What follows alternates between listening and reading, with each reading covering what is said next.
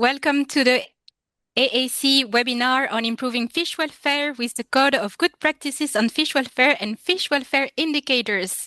So we are now welcoming all of you who participate today. We are very happy with all the attendance we will have.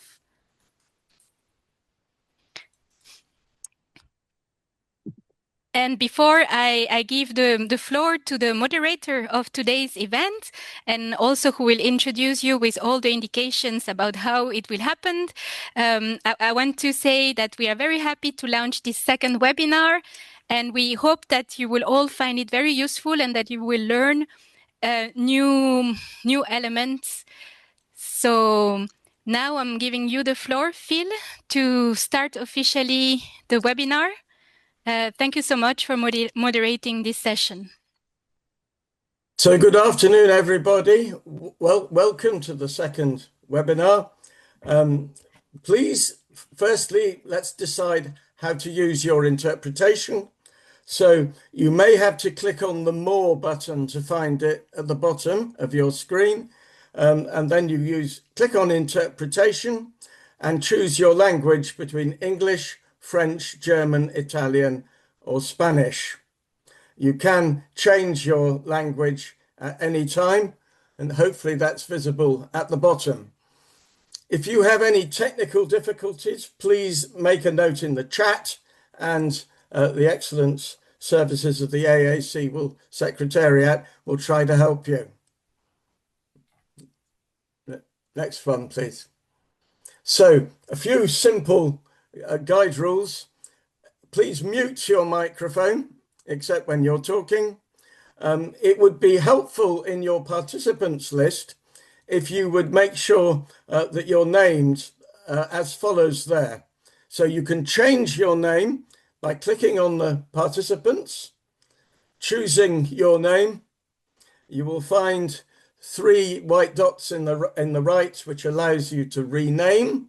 And then if you just type your name, surname, organization, that will be very helpful to us later on. And you can do that at any point. Thank you. You'll hear best if you use a headset with a microphone, particularly if you wish to speak. Please understand that in addition to asking questions directly to the microphone, you can also ask questions by writing them in the chat. And it may well be possible to have them answered directly by the speakers. We will see, but it's very helpful to have that. So it's for technical matters, informal exchanges, but also for adding questions. Please note that this webinar is being recorded, and like the previous webinar, which is now up on the AAC website, it will be available. If you'd rather not have your picture, you can turn your camera off.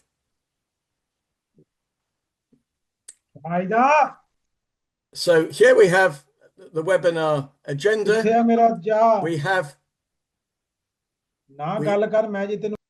We have 4 speakers today who are going to be talking about the policy context and the work of the Fish Reference Centre in enforcing the guidelines. And we will have 2 presentations from the people who have written them at the AAM, the Aquaculture Assistance Mechanism.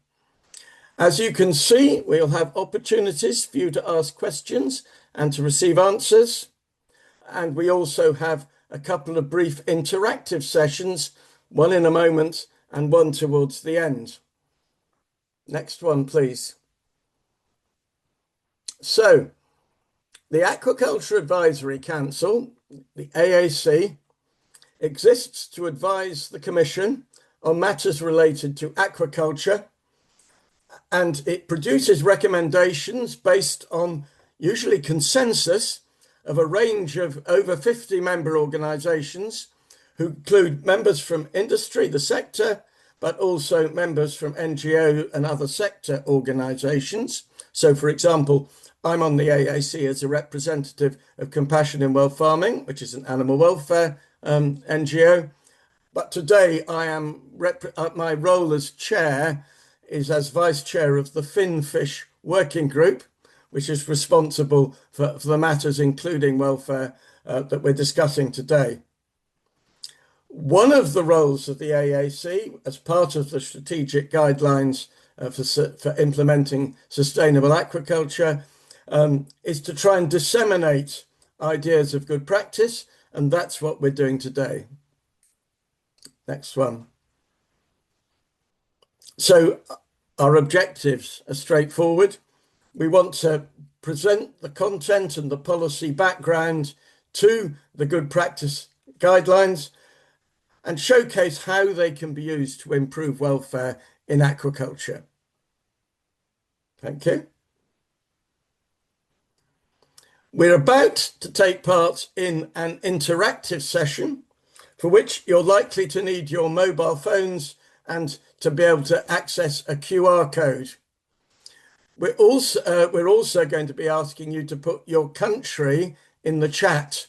And a simple shortcut here is if you write in the chat the country you come from, but if somebody else has got to you from your country has got to you first, you can click on the thumbs up sign. We will get a good idea as to the geographical spread of our participants.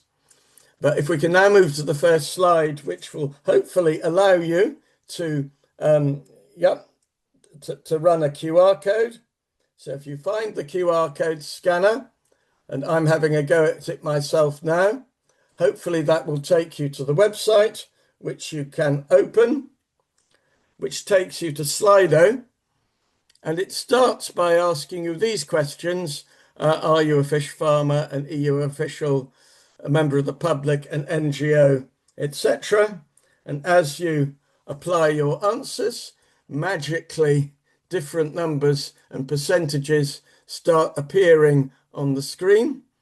And from that, you can see we have a range of NGOs, good, the number of industry people coming up, but also fish farmers, members of the public, member states officials, and others. If your doesn't appear on that list, please do feel free to write in the chat where you're from. And thank you to those who've started to write your country of the way you come from in the chat. We have a really nice range of countries represented there. And for example, Denmark, we've got 3 already. Germany, likewise, as people have ticked on that thing there. So people are still adding to how we are, but we have a really good mixture, industry and fish farmers together, as well as members of NGOs and so forth. Out of a total number of 120 people now participating, which is brilliant. I don't know how many of you have managed to take part, but shall we now move to the next one, which will, once we've chosen, will immediately appear on there, and you have a chance to write down what fish welfare means to you.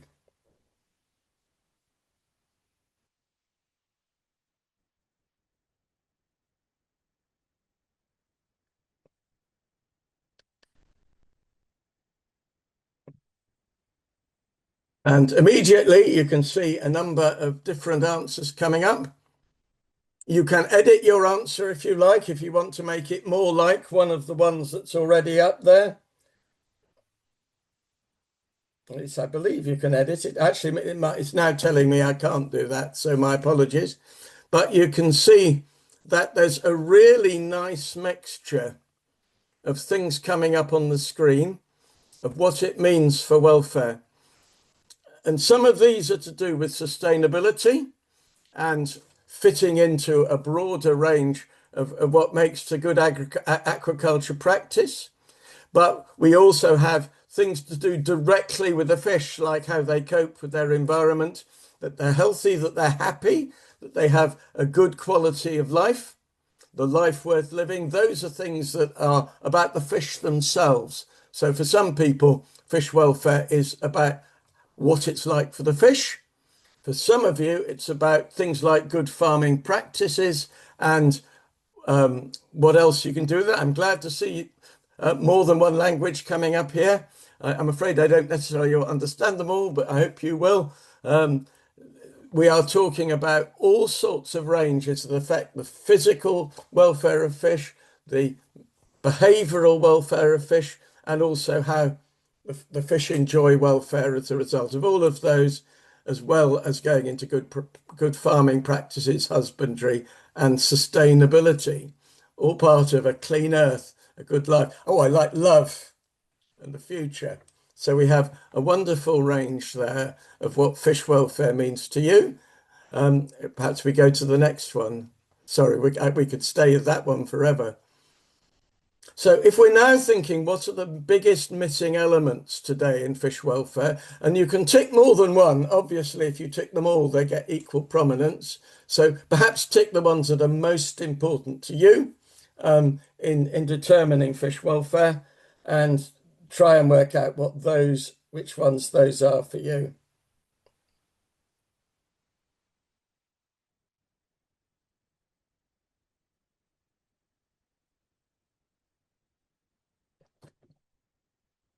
As you take part, so those numbers adjust.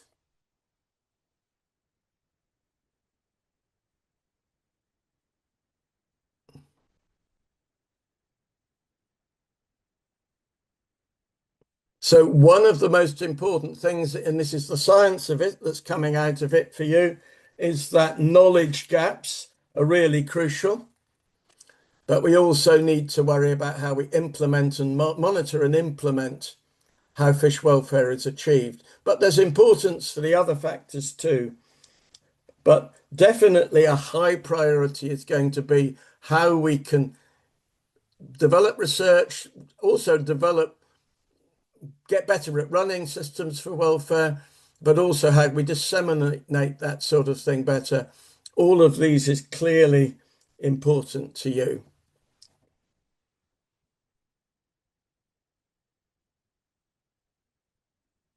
Okay. So thank you for that. Let's move on to the next slide, and we start by introducing our first speaker. So I'm going to be welcoming Birgit van Tongelen from the European Commission, from DG Mare. Birgit is a veterinarian who originally studied in Ghent University in Belgium. She joined the EU Commission over 25 years ago in the year 2000, and she's worked in DG Environment, DG Health and Food and Safety, DG Santé, that is, and DG Research. But since 2018, she's been working at DG Mare in the aquaculture team, responsible for animal health, welfare, research and innovation, and organic aquaculture. So, Birgit, if you can unmute, and I can pass on to you. Thank you so much for presenting today. Thank you, Phil. Good afternoon, everybody. As Phil said, I'm Birgit van Tongelen. I'm working in the aquaculture team in DG Mare in the European Commission. And today I will briefly explain the context, the objectives, and the key elements of the Code of Good Practices on Fish Welfare and Fish Welfare Indicators that will be presented and discussed today. So let's start with the context. In May 2021, the Commission adopted the strategic guidelines for a more sustainable and competitive EU aquaculture for the period 2021 to 2030. And these guidelines aim to boost the aquaculture sector in the EU in a sustainable way, and it describes a vision and also a roadmap on how to come to that. So the guidelines identify, first of all, key areas for further work, so the priorities, in fact. And animal welfare is one of the 13 priorities that have been identified in the guidelines. The guidelines also identify challenges that should be addressed. And in particular for fish welfare, it identifies the lack of good practices on fish welfare during farming, transport, and killing as an important challenge that should be addressed, but also the lack of common validated fish welfare indicators. Then there are also actions included in the strategic guidelines. So the strategic guidelines announce that the Commission will develop guidance and good practices on various aspects of sustainable aquaculture. And specifically for fish welfare, the guidelines announced that the Commission will support the development of a code of good practices on fish welfare based on scientific research and evidence covering farming, transport, and killing. And it also announced that the Commission will develop or will support the development of common validated fish welfare indicators throughout the production chain. So these two specific actions on fish welfare resulted in the document that we will discuss today, notably the Code of Good Practices on Fish Welfare and Fish Welfare Indicators. The code was developed by the Aquaculture Assistance Mechanism that has been set up by the Commission to assist in the implementation of the strategic guidelines. So the assistance mechanism is a contractor that develops technical documents like this code, but also communication material, infographics and videos, and that you can all find on the website. So the objectives and the key elements of the Code on Fish Welfare. The objective is to identify and promote general, so this means non-specific good practices for fish welfare and also fish welfare indicators for different life stages and also different production methods.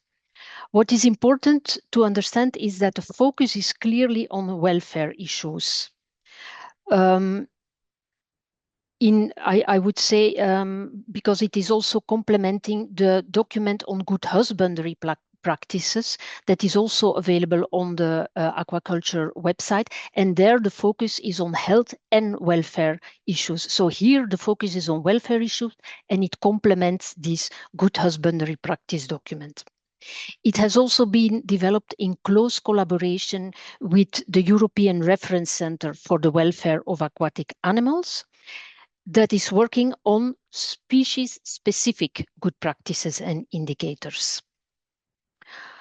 The code on fish welfare is intended for aquaculture producers mainly, and therefore we aimed to make it practical and user-friendly.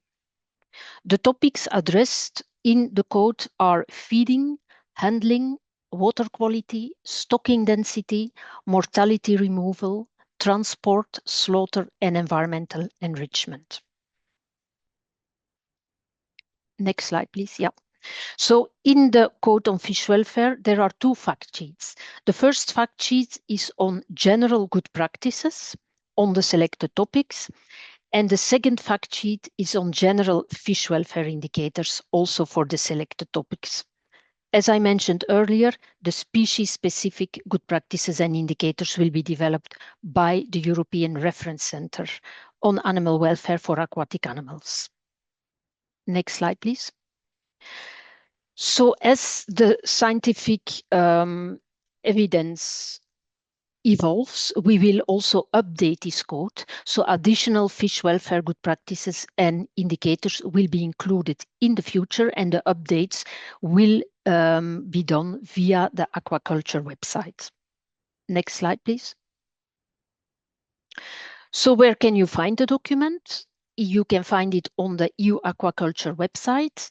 As I said, our aquaculture assistance mechanism has developed a beautiful website that I would invite you to visit. And there, in the main horizontal menu bar, you find the tab Key Documents. And when you click on Key Documents, you will find the document at the top right. So I would encourage you to download it and have a look at it. So that's all I wanted to say. I would now like to give the floor to the experts because they will present you the document in detail, in particular the two fact sheets.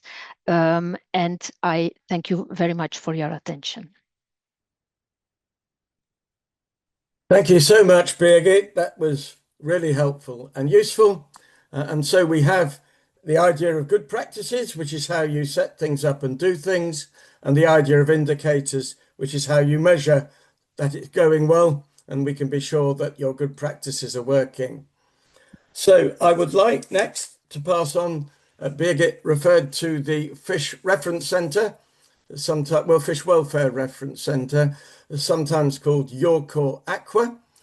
We're going to pass to Francesc Padros, who is a veterinary scientist and a specialist in fish pathology at the Universitat Autònoma de Barcelona. He has researched the diseases of a range of aquaculture fish species, both marine and freshwater. He has looked at aquatic animal health management and at fish welfare. More than 30 years of experience in the diagnostic of fish diseases, has participated in numerous international research projects on aquaculture, health and sustainability. So EURCAW-Aqua, the Fish Welfare Reference Centre, has a really important role in helping to ensure that these good practices are spread across the different member states of the EU. And so I will pass to Francesc. Thank you. So thank you, Phil.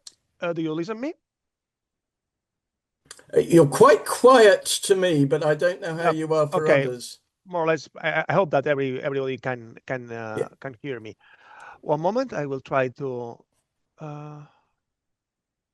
Okay, I will try to share the presentation. I am not allowed to share a presentation. Maybe we have to. No, I think the presentation. Okay, your presentation. We have your presentation. Excellent. So you excellent. Don't need to Better. worry. Much better. I will say next one. So if you can move. Okay, so basically, in a nutshell, what we are and what we do.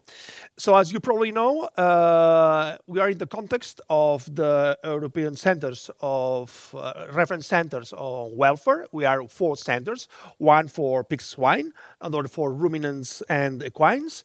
The other is in poultry and the small format animals. And here we are, the center on reference center on aquatic animal welfare.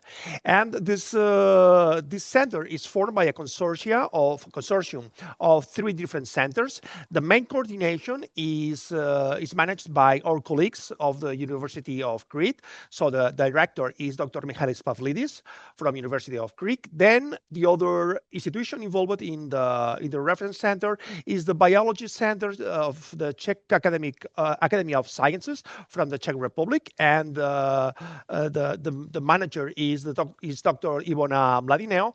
And finally, Universitat Autònoma of Barcelona, and myself, Francesc Padros, that I am also involved in the coordination and on the coordination of the training activities. So next one, please. So according to the goals of our reference centers are basically farmed fish species, and amongst the farmed species, we focus mainly on the most relevant species for Europe and the European Union, that are European sea bass, gillhead sea bream, common carp, rainbow trout, and Atlantic salmon. Although under request, we can also develop specific developments for other species. And as well, we are also focused on one of our goals are also the commercially important crustaceans. Okay, next one, please. So basically, maybe one of the differences between the other reference centers is that we have to manage many different production systems. And this is challenging because we have to manage from earth ponds, open flow through systems, open sea cages, RAS, and with a diversity among them, something that is much more unified for the terrestrial ones. But the complexity is even bigger because, and next one, please, we have to focus different life cycles and production phases. So we focus from hatchery, so from the broodstock, from the larvae. We also we also work on juveniles, and obviously in on-growing. But you can complicate even more the scenario. And next one, please. because we have to also to deal with many different procedures and operations of welfare concern, such as, for example, grading, handling, manipulation, and finally slaughter and transportation. So the scenario is really complicated for us, but we are doing our best. And well, this is what we do. Next one, please. So something that I really want to focus here is and maybe that it's because there are some confusions that is what is our primary target institution or our primary target. So our priority main target are competent authorities. And when I talk about competent authorities, I am talking about European Union institutions and national competent authorities. And amongst the European Union institutions, our mainly, let's say, clients are European Commission. The basic one is DG Sante, because EURCAWs are directly managed by DG Sante, but we are the also very special reference center because we have also very strong connections with DG Mare. Is the one that we have difference, and also we have connections also with DG Agri. These are the main DGs that we are connected. But also we are connected with the European Parliament, European Council, and Court of Justice, Justice of the European Union. All of these institutions can address us for questions or recommendations or suggestions, any kind of feedback with us. And then obviously we have the national competent authorities of the European Union member states that can be any official bodies responsible for enforcing, and I will repeat enforcing in the next slides, enforcing animal welfare legislations. For example, veterinary authorities, inspection services, officers, inspectors, etc. So our main core mandate is basically institutional support, providing scientific and technical expertise and assisting officials and people involved in the administration. Okay, so next one, please. So this is a little bit the difference, because EURCAW-Aqua is not primarily aimed at farmer, industry, or general public, but we are open to questions. But in any case, bear in mind that any kind of any opinion should be previously validated by, in our case, DG Sante. Okay, so we can give opinions, but because we are an institution that depends on DG Sante, our opinions should be previously also validated by the European Union institution that is DG Sante. But don't be afraid. So all the stakeholders in the industry, so industries, NGOs, and any of the people and institutions are not forgotten. So they are not part of the core governance of these institutions, but are formally integrated through the an structured consultation and engagement mechanism that is our reflection board. Okay. And is complemented by broader outreach activities. And this reflection board includes representatives from industry, from all the parts of the supply chain, so from producers, so aquaculture sector, professional organizations, for example, FEAP, NGOs, civil society organizations, certification schemes. They are also included in our reflection board, and obviously all the advisory councils and European Union level bodies. The European Commission participates as observers in this reflection board, so is also listening what is said by all the stakeholders. The Aquaculture Advisory Council, the European Union Aquaculture Assistance Mechanism, EFSA as well. So all of them are included in this reflection board. So next one, please.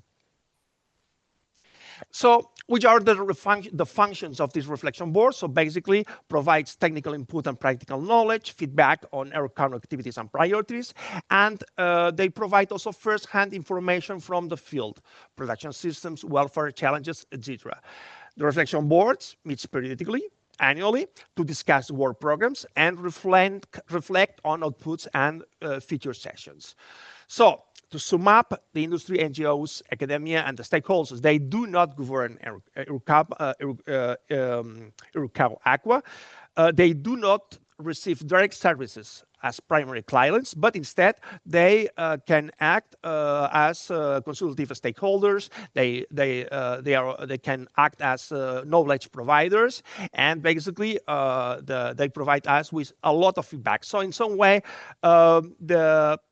we listen, we observe, and we need to guide these people. But in some ways, we cannot give you direct answers unless you are a part of a competent authority. Just to clarify that sometimes this idea is not so clear. So next one, please.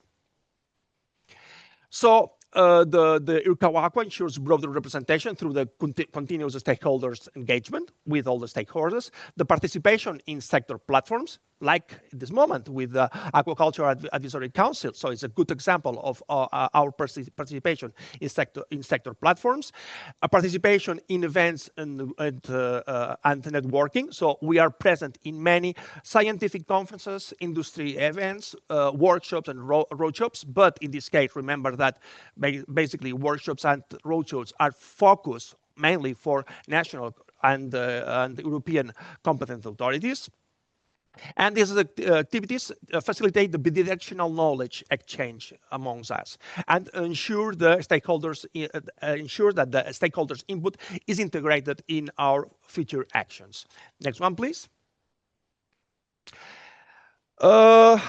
And one of the examples is training. For example, as I said before, training activities are primarily targeted at the staff from competent authorities, for example, inspectors or personnel trained from the institutions, for instance, but it's basically to implement the existing legislations. And here we have a problem. It will tell you, okay, do we have at the European Union strong existing legislations?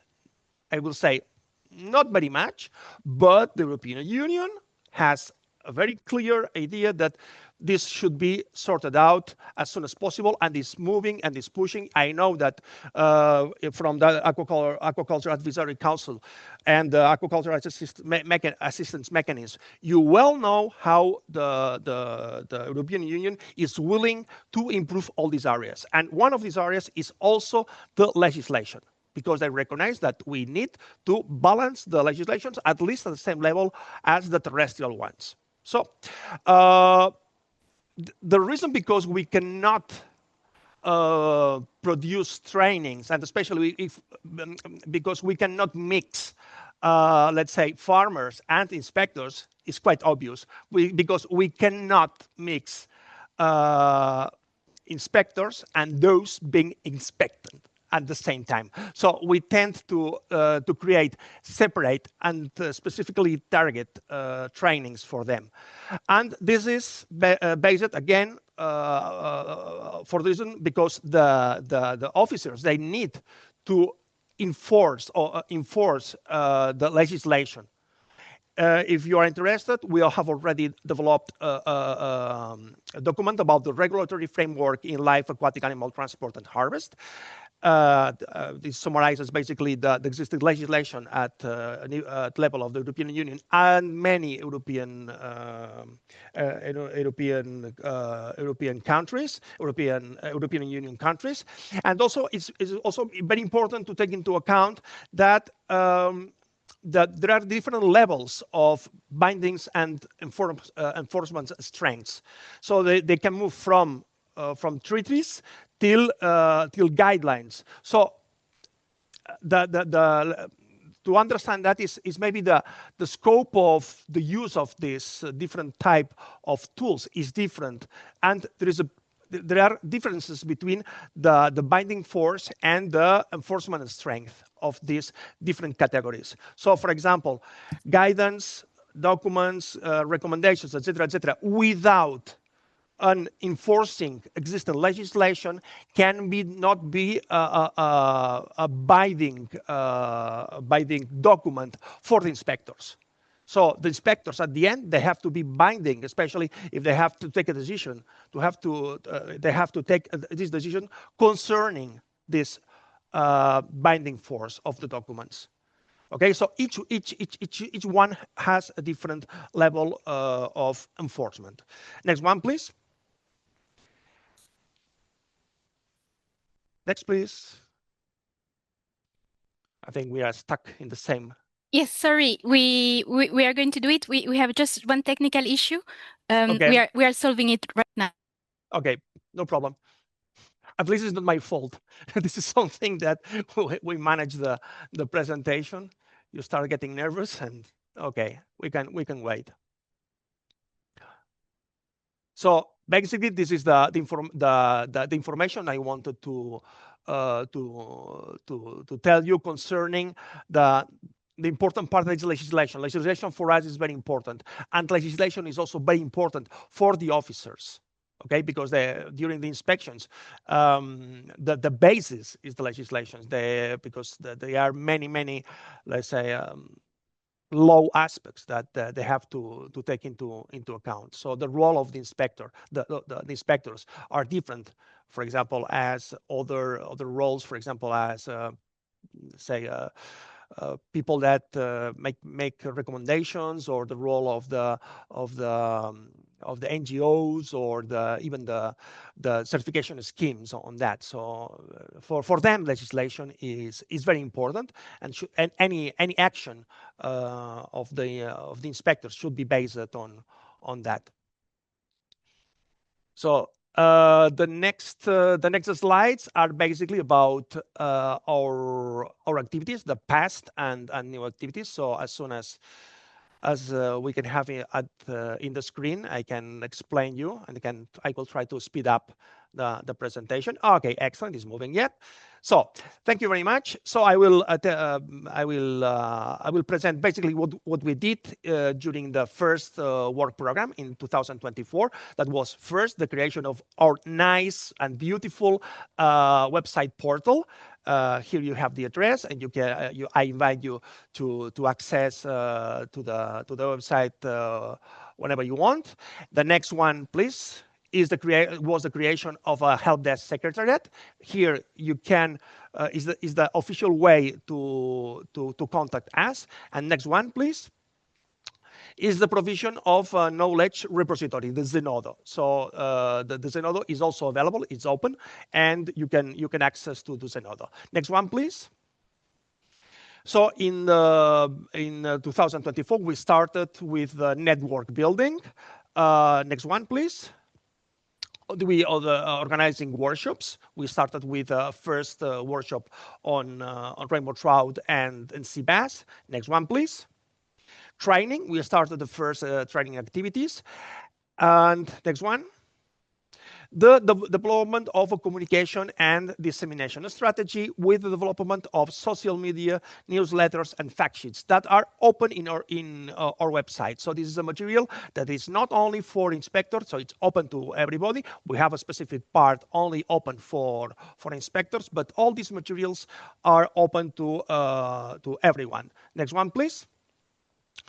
Also, we produce a series of different scientific studies. The first one I already commented, but also blueprint for research to detect loss of conscience and sensibility of fish slaughter, on farm score on common carp transport, etc., etc. So all these documents are also available through our website. Next one, please. And now, our work program. At this moment, we are running the current work program is 25-27. So we have different priorities. The first one is on fish welfare in hatcheries. Next one, please. The second one is fish welfare in intensive production systems. Next one, please. Priority 3 is welfare of fish at critical operations, including transport at slaughter. Fourth, development of positive welfare indicators. And finally, our fifth priority are crustaceans, basically transport and storage of decapod crustaceans. Next one, please. Next, okay. Concerning the animal welfare indicators, methods for the assessment and improvement of animal welfare. So basically, we are working in the list and description of welfare indicators for a brood stock of all type 5 formed species in the European Union. Next one, review positive welfare indicators and challenges of implementation in fish farming. Then list and description of welfare indicators for juveniles of all 5 major famous species at transportation, and development and validation of welfare indicators for on-growing rainbow trout, sea bream, sea bass, and Atlantic salmon in recirculation. Okay, next one, please. And sorry, is also development of an overall assessment score for a broodstock. Also, broodstock is important for us in this year. Identification of welfare indicators of capture, transport, storage of decapods, as I said before. Next one, please. Concerning the scientific and technical studies, we want to identify the needs for broodstock and fish larvae, provide a list of description of indicators for juveniles for all the species, also review the humane slaughter methods, that is one of the critical points at this moment, and develop guidelines for assessment of stunning of aquatic animals on farm, and assist of the development of welfare assessment schemes for aquatic animals on farm. You see many things to be addressed. And also conduct pilot laboratory studies. This is a minor activity for us, and identify examples of good welfare practices. So next one, concerning training courses. Basically, we will design and will provide courses on design and organization of webinars on welfare indicators, develop training materials, also develop a training platform that is already finished, and the support the national capacity building in the visited facilities by presenting the latest scientific evidence related to the topics, and finally identify areas of interest and plan tailored future activities for inspectors and policymakers. That again is our main target. Some examples of workshops and roadshops that we already developed since 2024. And finally, I don't know if we are more or less at the end. Next one, please. Yes, that's all. I think I tried to put the accelerator and push a little bit the presentation. I hope we are more or less on time. So thank you very much. So thank you very much, Francesc. And we now have an opportunity to ask questions. We've already had 2 or 3 appear in the chat. If you would like to ask a question verbally, and by the way, you can ask a question verbally that you have put in the chat as well, please raise a hand.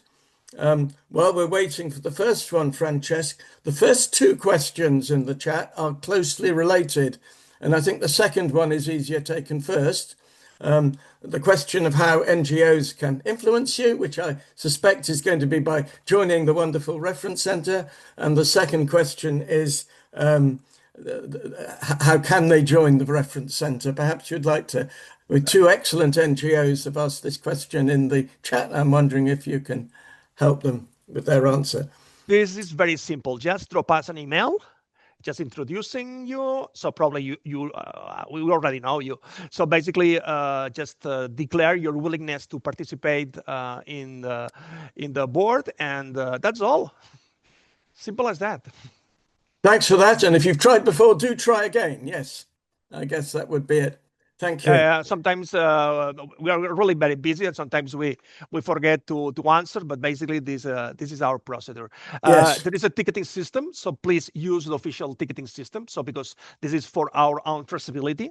Okay, so it's better than just sending a simple email. So this way, you know that we have a ticket and you have submitted a official request.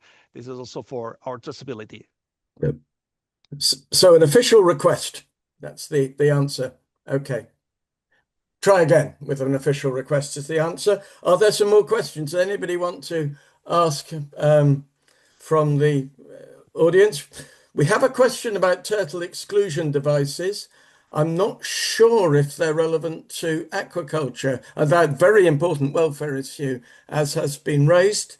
I've been asking, I don't know if the person who's asked that could clarify whether this applies to aquaculture as well, because I know the fish represented is for farmed fish, not for caught fish.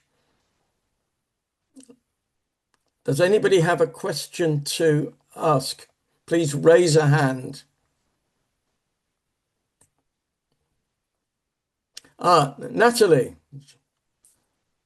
Thank you. Yes, thanks, Phil. Thanks for, Frances, but rapid presentation. I had to, take photos, I have to say, because it went very fast.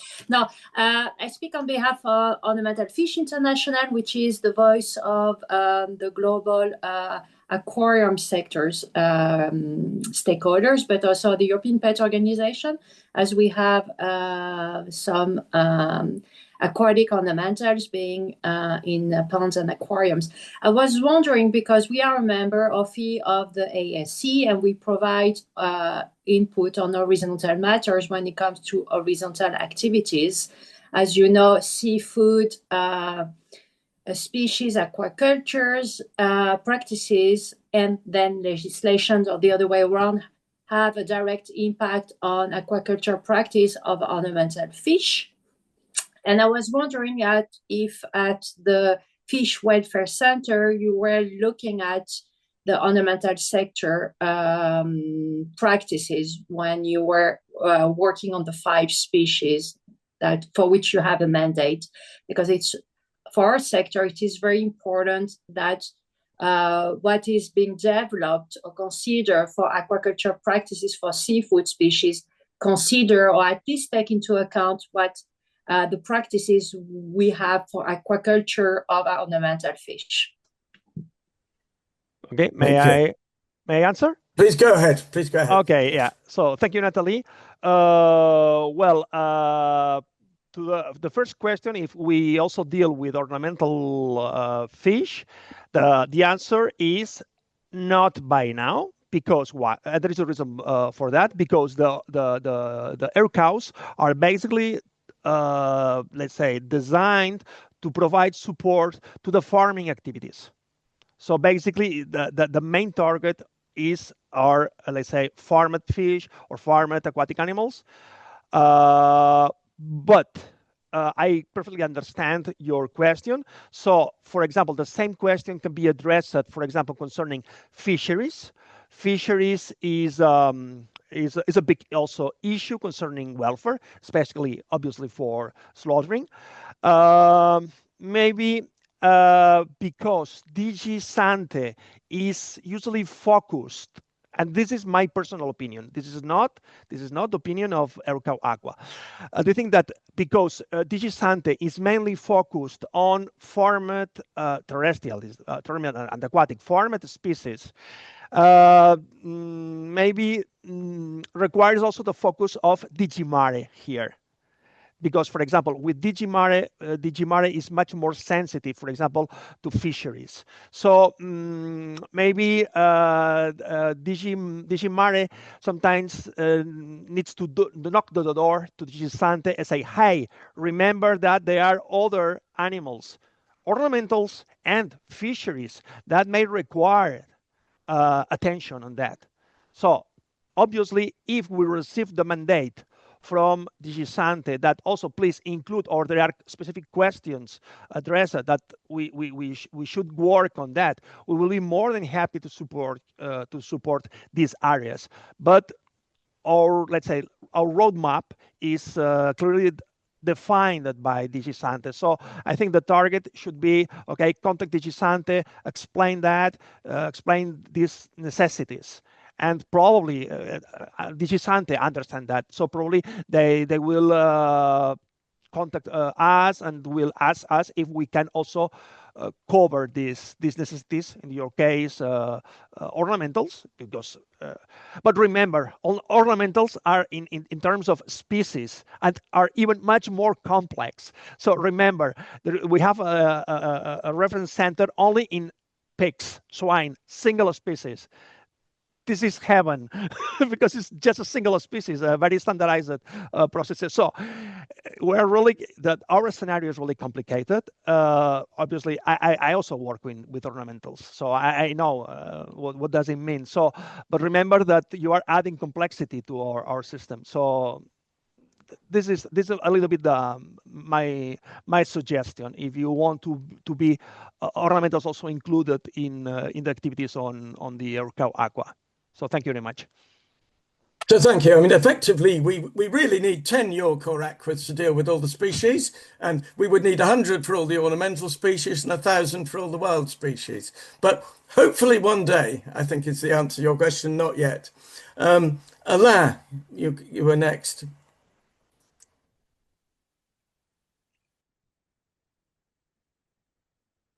Yes, thank you. Thank you very much. And thank you, Phil, for giving me the floor. Thank you to Frances. I represent the European Veterinary Federation. A small comment. We regret very much that you cannot take care of the wild fish welfare and efficient, because I think that we're trying to kill mosquito with a missile nuclear bomb, where some other things that are happening elsewhere. It's a bit of a pity, but it is what it is. And you probably cannot do anything on indeed the enforcement of your guidelines in third countries that are sending fish to the EU in absolutely disgusting conditions. Now, as a practitioner, I want to tell you that sometimes, and even very often, we have administrative constraints that are terrifying and that are totally not enforceable in the field. And right now, we're doing some kind of a resistance. We're putting some kind of a resistance at the level of the European veterinary profession. In the member states, we see that the administrative burden imposed on us by the Commission at member states level becomes intolerable. It's just impossible. One of these, you will not find no veterinarian, no vets that will work in farming. And this is really a call for help. That's all I wanted to say. Thank you. Merci beaucoup. What do you prefer? The answer in French or in English? So, Francesca, have you Just anything like one in Spanish if you like it. No, it's up to you. So I will follow in English. So merci beaucoup. Obviously, I fully understand that this is not a demand only from veterinarians working in the aquatic animals, or many veterinarians working in the terrestrials, especially those who are working in farms. It's a real complaint, the complexity of the administration. I am not a representative of the European Union in this case. I am based at a university. I really know that the European Union is very aware about this problem, this overload of administrative issues that is basically not only for veterinarians, also for the farmers, for all the peoples engaged in animal farming is aware of that. Also, I think that the many European Union countries the governments of many European countries are aware about that. My feelings is that they are working on that because they recognize that the situation is really challenging or has achieved certain limits.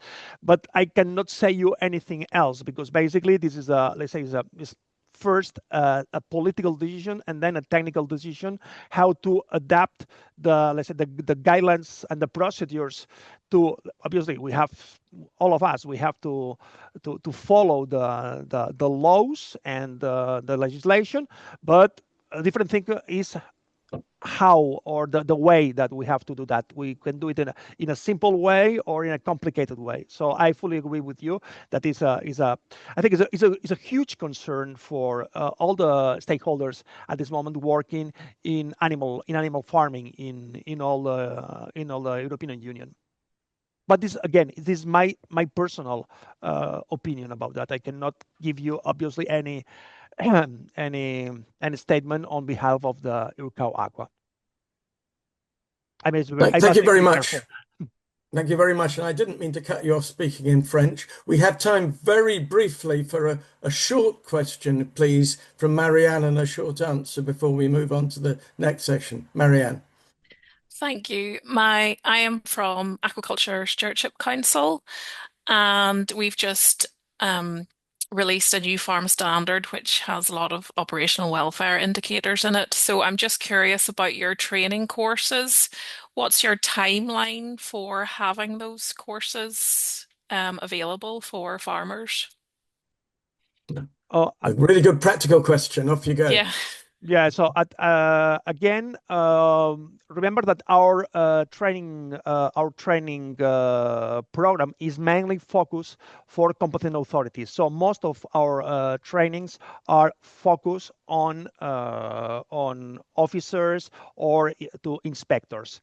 We are doing these trainings at the national level, at international level. So we receive a deluge of requests from farmers associations, and unfortunately, because we can, as I say, we cannot mix farmers and inspectors in the same one. Obviously, it's no.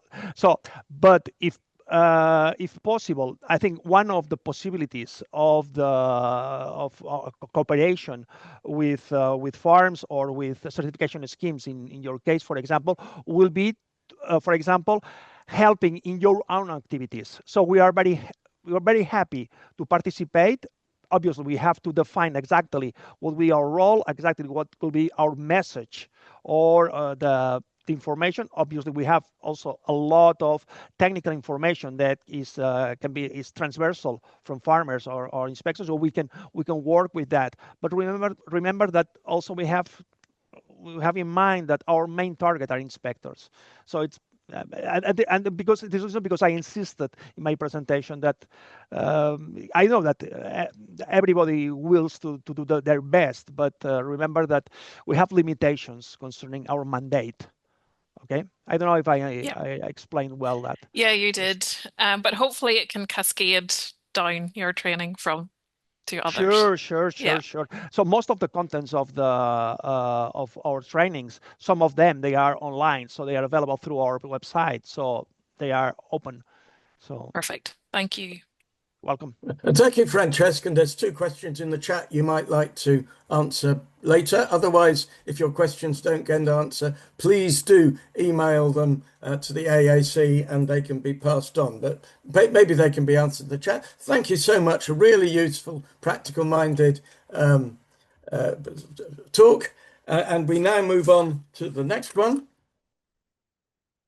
which is the two presentations we have from the Aquaculture Assistance Mechanism, the AAM, the excellent organization set up by DG Mare to research and write materials such as these good practices and the indicators.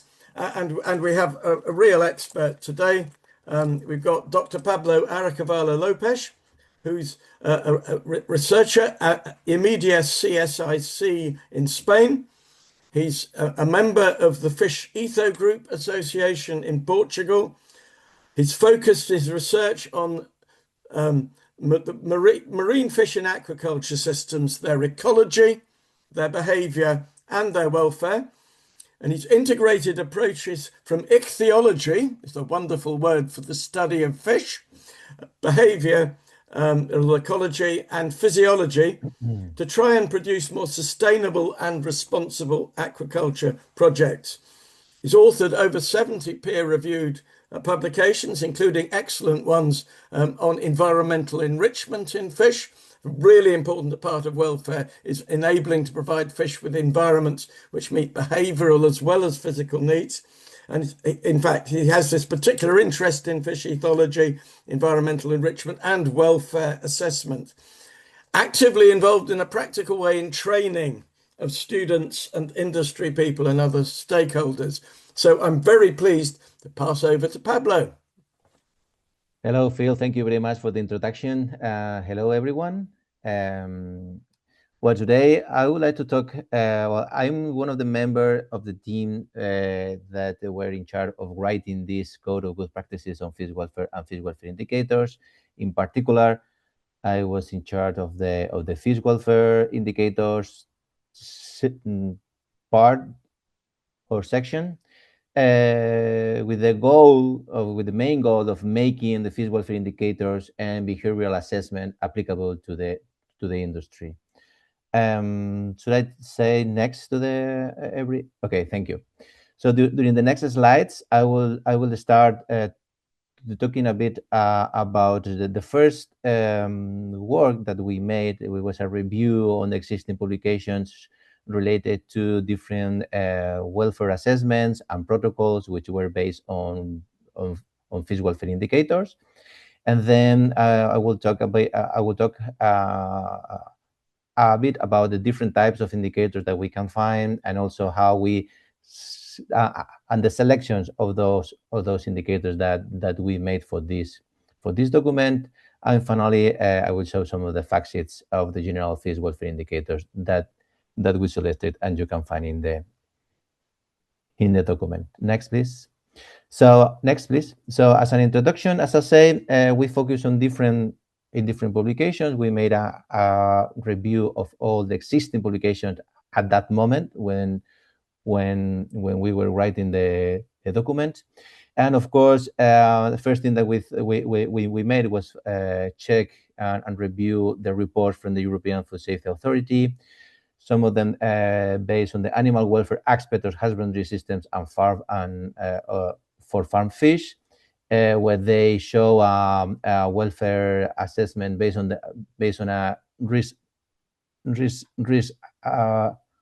assessment for different species like Atlantic salmon, sea bream, sea bass, common carp, trout, and so on. Next, please.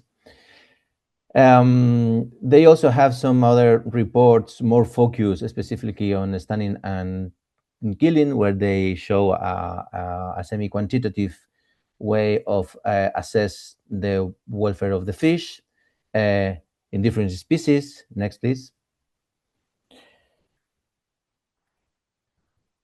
Of course, we made an extensive review of the different scientific publications, and for example, there are some of them more focused on the use of what is called the fish welfare assurance system, or and also the salmon welfare index model. Next, please.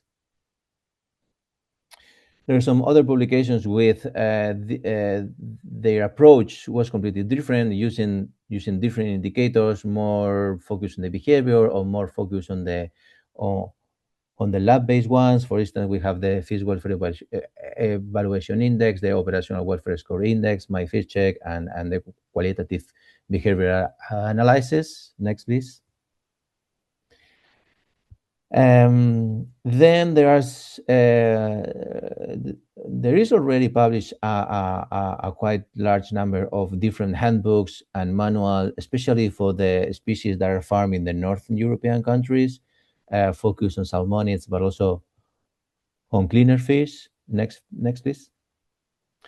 But we also check different deliverables, the outcomes from European projects that I guess you all know about them, like the Med8 project, Perform Fish, or Cure for Aqua, that they deliver different the list of operational welfare indicators, or even the assessment protocols for sea bream and for sea bass, for instance, in this case. Next, please. And then during the last years, there has been also a wide number of publications, especially that are funded by national initiatives from different European countries, like in Greece, Croatia, Italy, Spain, France, and Germany, which we can find different guidelines or guides regarding different operational welfare indicators, or assessment, how to assess the fish welfare based on those operational welfare indicators. Next, please. And we also went through different websites of different NGOs, where they also have some different reports or summaries about the use of operational welfare indicators, and also database like the Fairfish database. Next, please. And finally, we also went through different certification schemes that where we could find also information about which kind of indicators are already required in those certifications. So next. So based on this overview, in this review, what we identified first, it was that the need for standardized monitoring measurements and assessment protocols and tools to provide a scientifically sound basis for an assessment of the welfare status of the fish. Then we can, based on the different approach, we can identify two groups of indicators. On the one hand, we have the general operational indicators, which are rapid and objective assessment in any scenario. And we have also the specific indicators, which are more focused or related to the need of at the species level, but also at the lifestyles and production systems.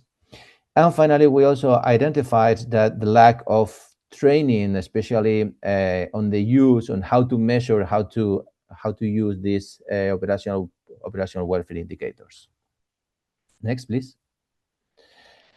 So based on that, we first, in the document, we wanted to provide a bit of information about what is an indicator and which are the characteristics of an indicator. And when we assess the welfare of the fish, we need to ensure that we are including different aspects related to the behavior, the physiology, and the psychological characteristics of the fish, which are actually linked with the three welfare approaches: the feeling-based, the function-based, and the nature-based. And in general, as I said, we can split it in two categories: the general indicators and specific indicators. For this document, we only focus on the general indicators. And how we did that, it was like based on all the information that we gathered from the review. We saw a high diversity and with different approaches in order to assess the welfare of the fish. But we also detected some common approaches and some overlaps, and that these overlaps means that there are something in common, which are mostly those indicators that can be applied in any general scenario. Next, please. So an indicator, in order to be operational and valid, had to be reliable, repeatable, cost-effective, and suitable. Next, please. And based on that, we can identify. Well, there is one kind of classification, which is based on if they are direct or indirect. In that case, we can find a group of direct indicators or output indicators, which are basically those based on the animal that can be measured at the individual level or at the group level. And then we also have the indirect ones, which are more related to the environment where the fish is reading the resources, but also on the management. This is all the routines and protocols that the farmers put in practice. Next, thank you. And on the other hand, we have another type of classification. In this case, more focused on the operationality and invasiveness of those indicators.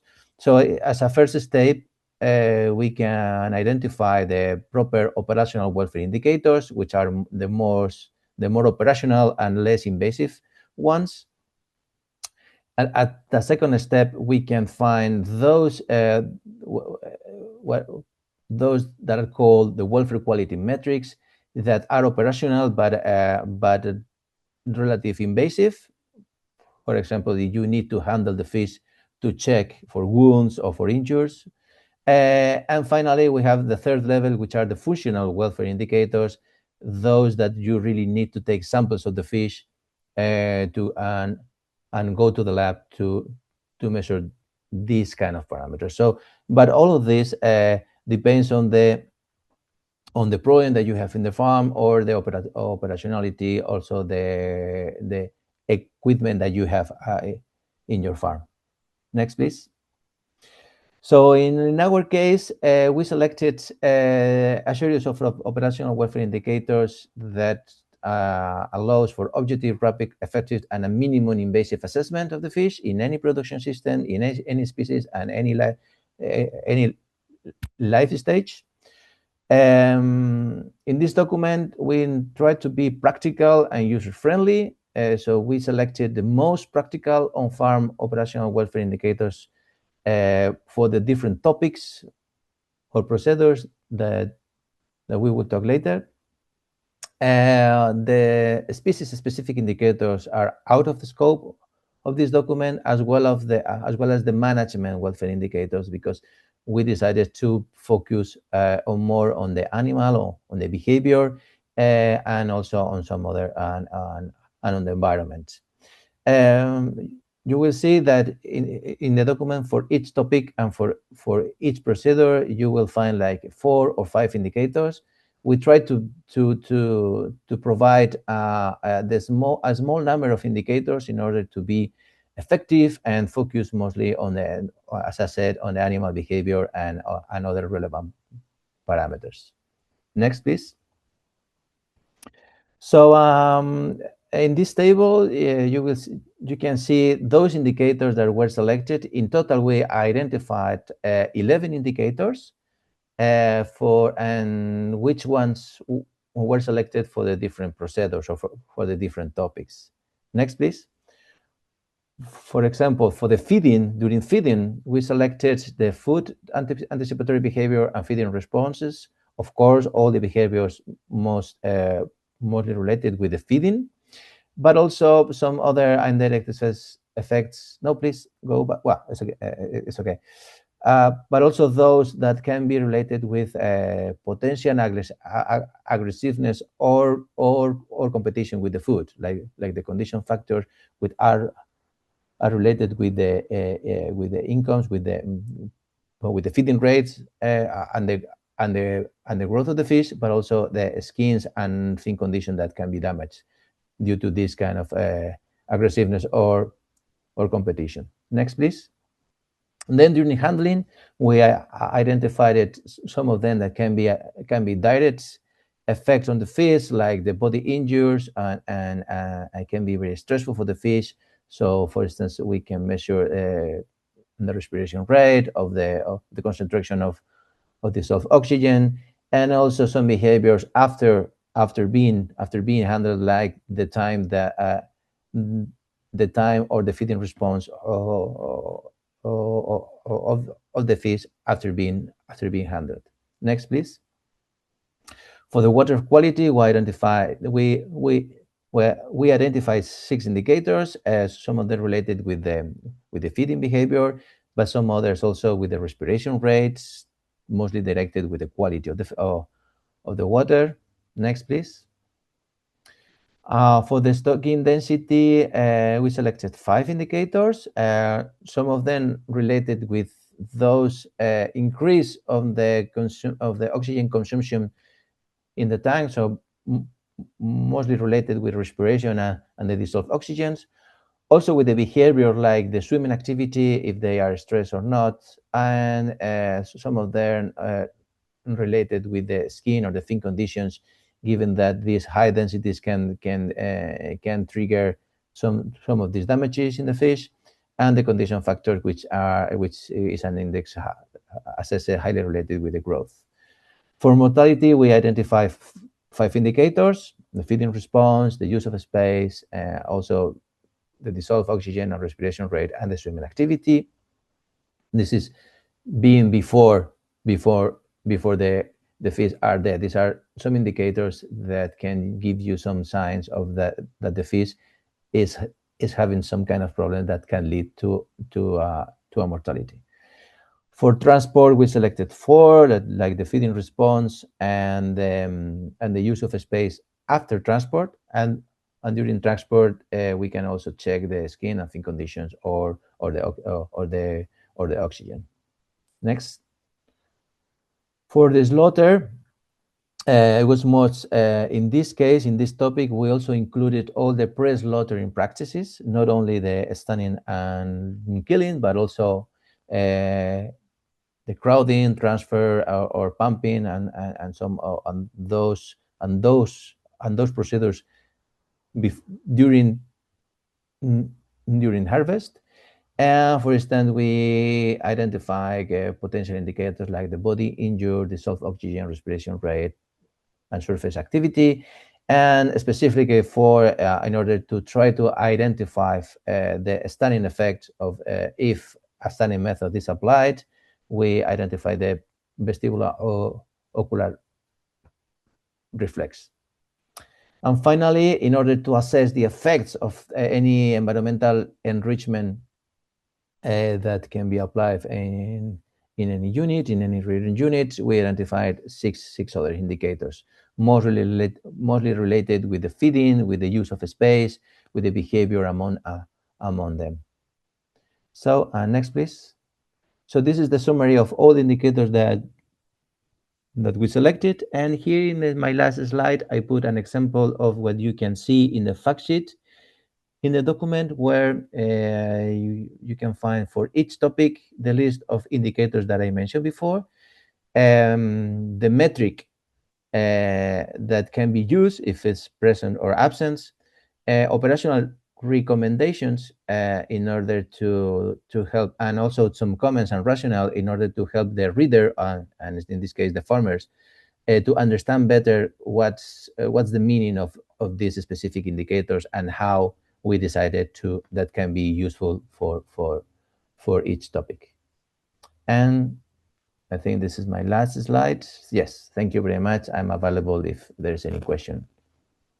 Thank you.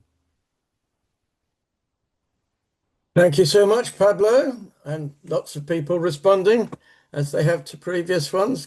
Great to have good audience participation. If you have lots of questions, please raise a hand. Please also feel free to write it in the example. I love the way that last example showed you how the thing starts to work on a practical level.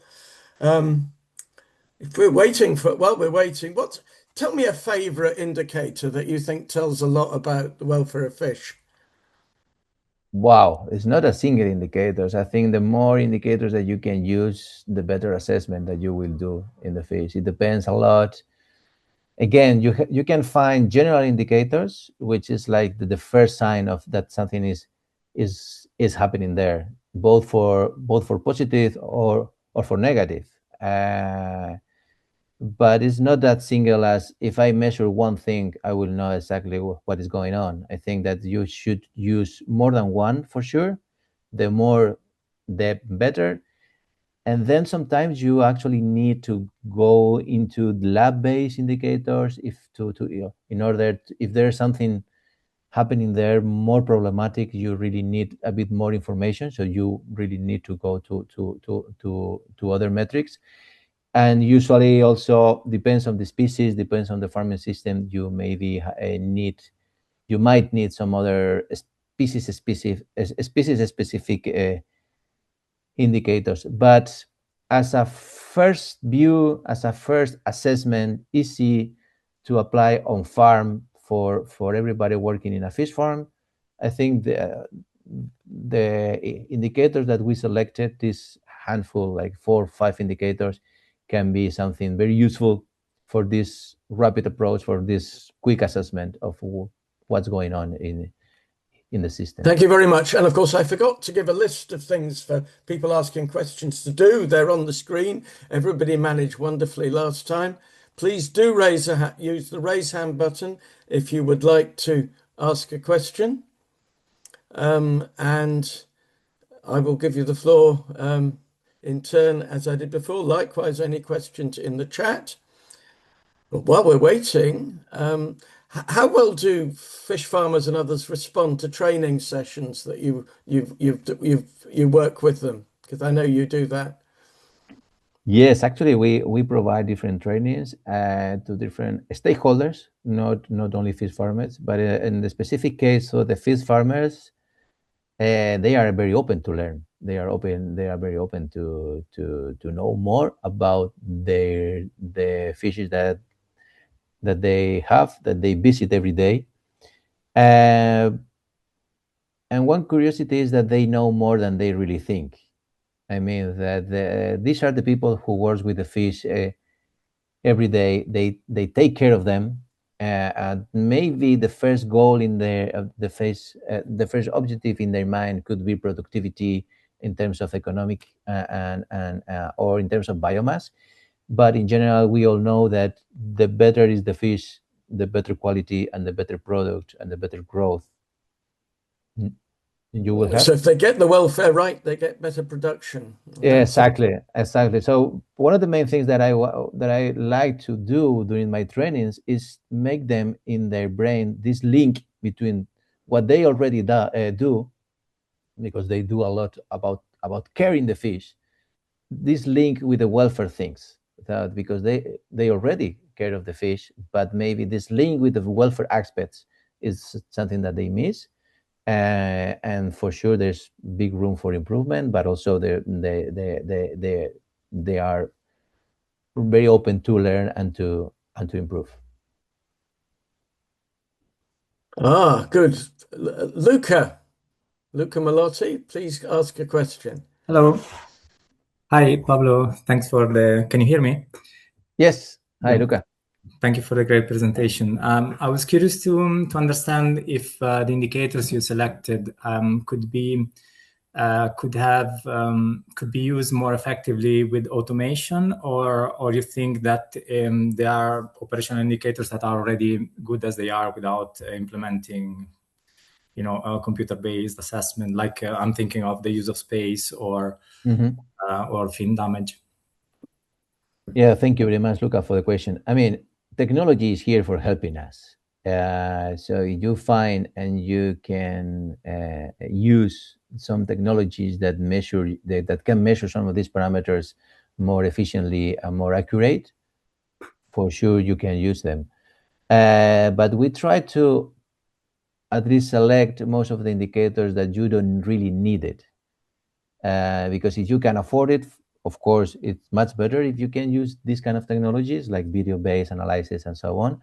But you don't really need that. So the personnel working on the farm with a good training is highly very able to measure them. Thank you. Do we have any more questions? Well, while we're waiting for some, we know that one of your real expertises is talking about environmental enrichment in fish farms, looking after the behavioural welfare of fish. Tell us a little bit about that and how that's best measured. Okay, and more from a industry point of view, you mean? I mean, any point of view, your point of view, as you said. Okay, thanks, Phil. Well, related to environmental enrichment is something actually quite interesting. As you say, we have been investigating this for several years now. And what is clear that if you stimulate the fish, you have effects, direct effects. How do you stimulate the fish? This is the key. Which kind of environmental enrichment do you use to stimulate the fish in different ways? You can stimulate them more physically, like using water currents or flows to make them swimming. You can use structures that they have to maneuver in order to avoid collisions with them. And all this has a strong effect on the brain of the fish, because they have to use the brain based on those stimulus. And this is clear. This pathway is very clear. And now what we are in the point of, depending of which species, the system, and the stimulus that you provide to the fish, you can have a stronger or different effects. But yes, this is a path to go, and I think sooner or later we will have something really plausible for the industry. Thank you very much. Subject off my own heart, and I know your Fishito group is very important in helping us at the AAC produce a recommendation on how we can use ethology to improve production and welfare of fish. Very, very important to understand the fish behavior as well as the fish physical stuff that's all good for welfare. Do we have any more questions? So in that case, thank you so much, Pablo. That was illuminating. And we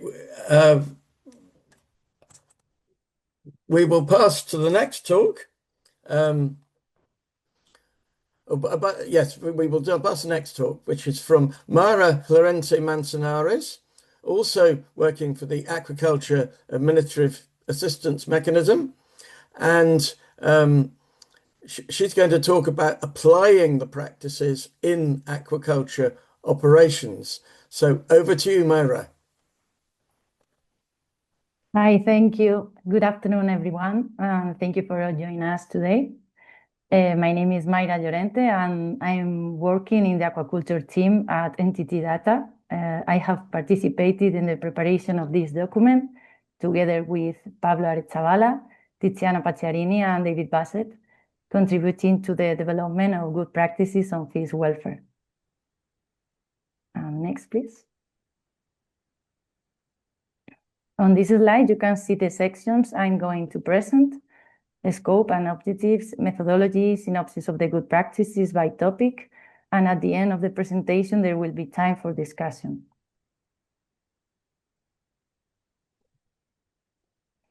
As already stated, it will be general good practices, not species specific, and will focus on welfare without addressing fish health, such as diseases, vaccination, etc. It should be noted that these good practices are intended to provide guidance based on the best available information at the time of writing. Therefore, they shouldn't be considered mandatory. All the good practices presented in the code are accompanied by their corresponding bibliographic references. Users are encouraged to consult the original sources. Also, a review of European legislation on fish welfare is beyond the scope of this document. European regulations on the protection of vertebrate animals on farms during transport and at the slaughter have been introduced.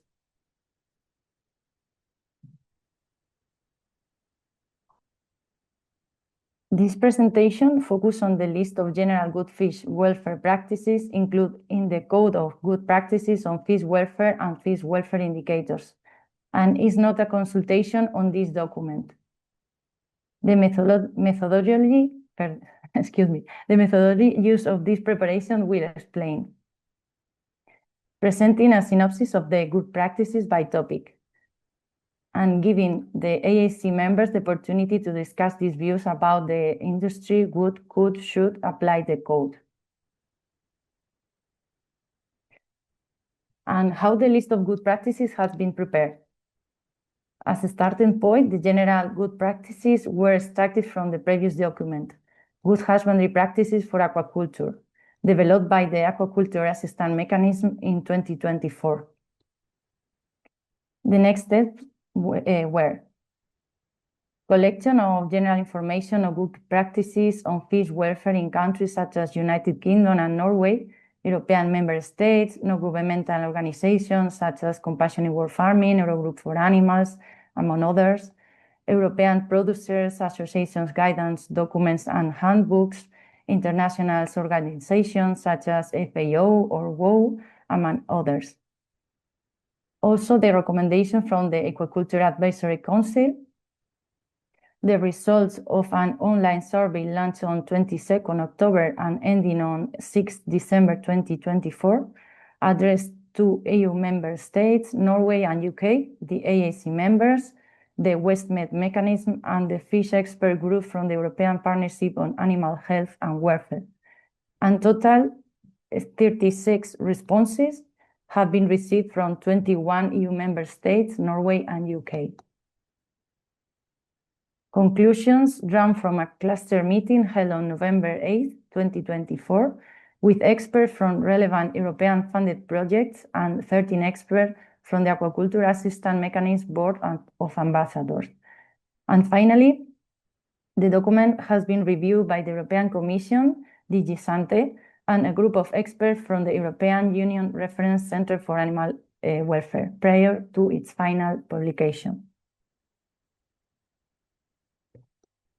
Now, to keep this presentation brief, I will provide a general overview of some good practices for the selected topics in the code, as well as the sources of information used.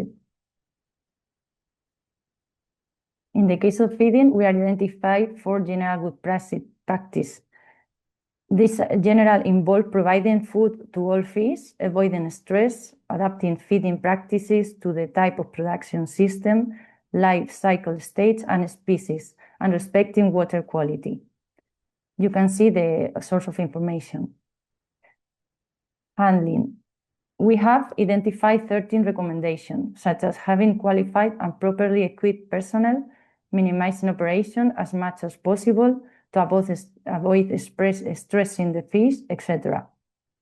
In addition, 6 recommendations for grading have been included, which is important to make uniform sizes of the batch, avoiding cannibalism in certain species and reducing stress. In the slide, you can see some of the information sources used.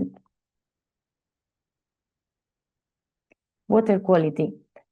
It's been identified 9 good practices for water quality, such as sufficient water supply and good water quality for fish in its life and production stage.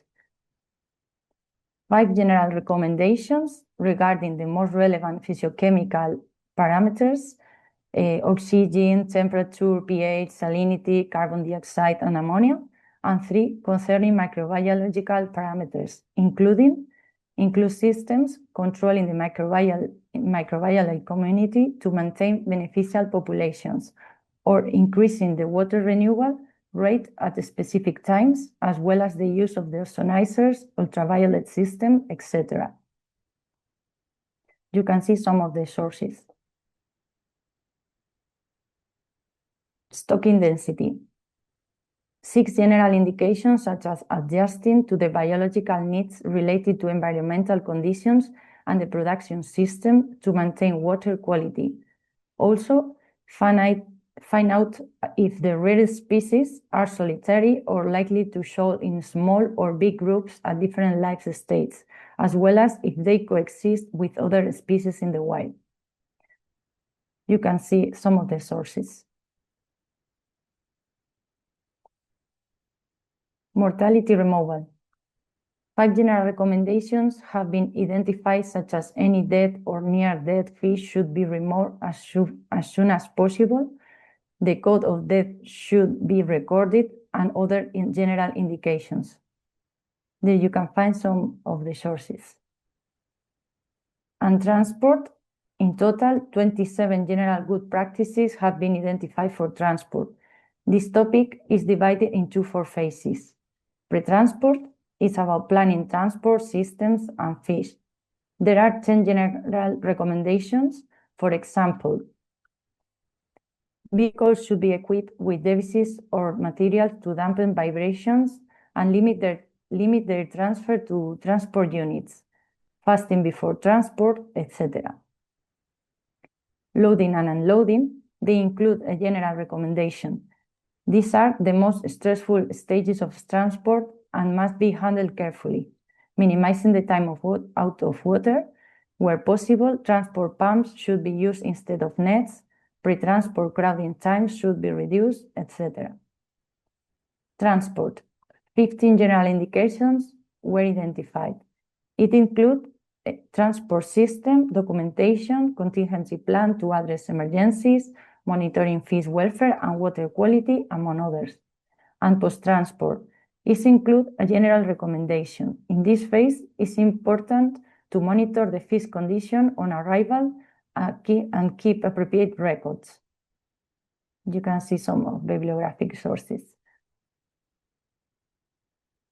In next slide, you can see a slaughter. It contains 8 general recommendations, such as having trained and competent personnel, ensuring that the select procedure guarantees minimal pain and suffering. It is also divided into 4 phases. Pre-slaughter handling, with 3 recommendations, includes minimizing the time delay before killing, gentle handling, etc. Harvesting includes 5 good practices, such as minimizing the time and intensity of crowding prior to harvesting, using the lowest possible density, monitoring water quality and oxygen levels, among others. Stunning. As a general principle, farm fish should be stunned before killing, and the stun method should ensure immediate and irreversible loss of consciousness. There are 2 types of stunning. Percussive, that it could be manual or automated, with 8 recommendations, and electrical.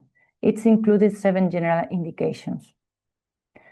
And killing includes 4 recommendations. In general terms, a SOP protocol is required to develop a slaughter system which ensure fish are killed effectively, among other recommendations. In total, 39 general good practices are identified for a slaughter. A part of source of information use is sound.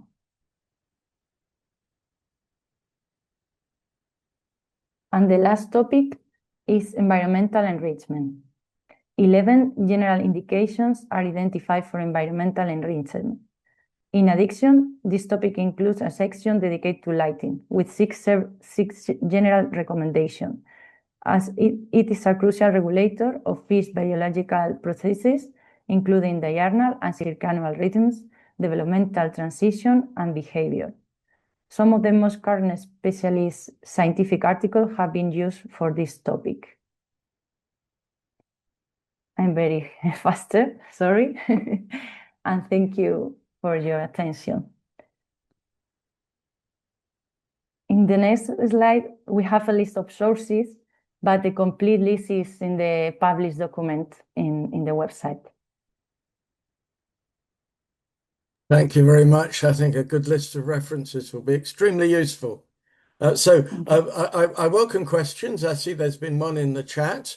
I suspect for all our representatives of the AAM may be able to help with answers to questions. So we've had Mayra, we've had Pablo. I'd also like to introduce Tiziana Pacchiarini, who is a biologist also working for the AAM, who has very kindly joined us as well to try and help answer questions. I'm going to pass firstly, though, to Tiziana, who I've just introduced. Yes. Good morning, everyone. Thank you for giving me the floor, Phil. And yes, I wanted to say something just right after Mayra's presentation. Thank you so much, Mayra, for your presentation, and also Pablo and Birgitte and Francesc. I wanted to say that at the present, at this very moment, there are not open consultations processes open for the code. However, the European Commission, DG Mare, may decide, as Ms. Van Tongelen said, that the code can be updated in the future. So in such a case, if the EAM is tasked with carrying out this update, it will be necessary for the EAM team to take into account new references. So including those that are currently under development, as well as many other that maybe have been published after the code itself. So I wanted to thank you in advance for any updates that you may be able to provide. And in fact, I saw from Francesc some references already in the chat. And I wanted to say that, yes, the European Partnership of Animal Health and Welfare is one of the references in the code. So you can find mentioned the website, but also, if I am not wrong, they were participated in the consultation process from the very beginning, participating in the survey that the EAM did at the very beginning, yes. And a consultation process that I think was very completed, that included the industry, the research, but also the NGOs. So thank you. I wanted to say this. So thank you so much for that. The code will go on getting better as more people put in stuff at the appropriate time. Before I go over to Paul for the first question, a note to all of our excellent presenters that there are people who would love to see your presentations, and if you give us permission, we can then pass them on. I'd like to turn to Paul Dennekamp from Vissenbescherming for the first question. Yes, from a Dutch Foundation for the Protection of Fish. Active also in the AAC and in the PELAC. I'm especially interested in what you said on the end of your interesting presentation on environmental enrichment. As many animals like to play, and it's an important aspect of their behavior. And do you agree with me that it's also for fishes important in their behavior? Then many of them like to play and have pleasure, and how we can give possibilities for that in agriculture, in fish farming.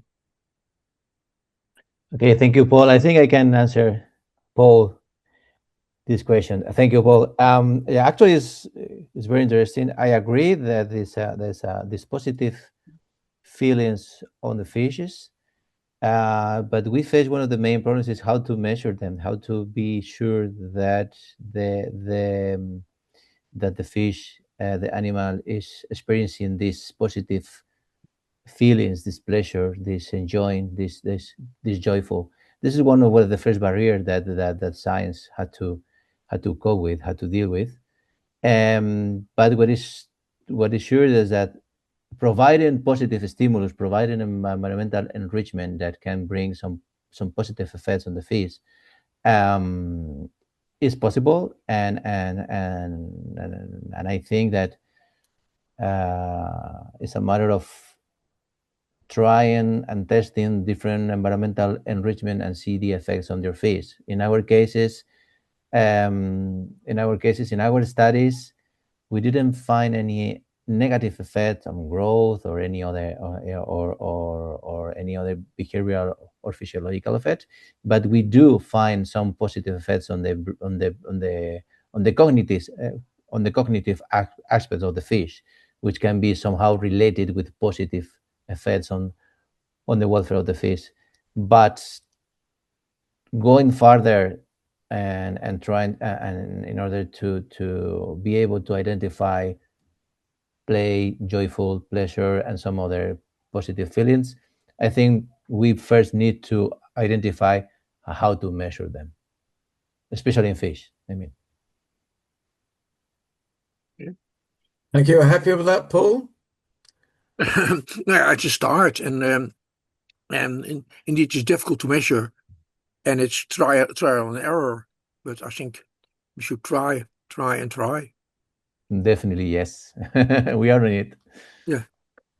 And the way the whole body structures for behavior are worked out, positive welfare is clearly a really important thing. In other words, when we talked at the beginning about what fish welfare means, people often talk about happy fish. They talked about the life worth living. And all of these are positive experiences for fish as important as making sure they don't suffer negative ones, where that can be avoided.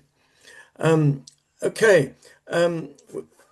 Waiting for more questions. We did have one from Olivier Mathonat, particularly about a particular practice with trout, where the volume, the stocking density can be doubled if you cool the water. Are there any comments from any of you about whether this is a good practice, above all, what effect this has on the welfare of the trout. Well, maybe if I may, Phil, I wanted to say that in general, from my professional point of view, maintaining the right temperature for each one of the species, it is good for transportation. I was engaged in exercise transporting, for instance, sea bass, sea bream, or Senegalese sole.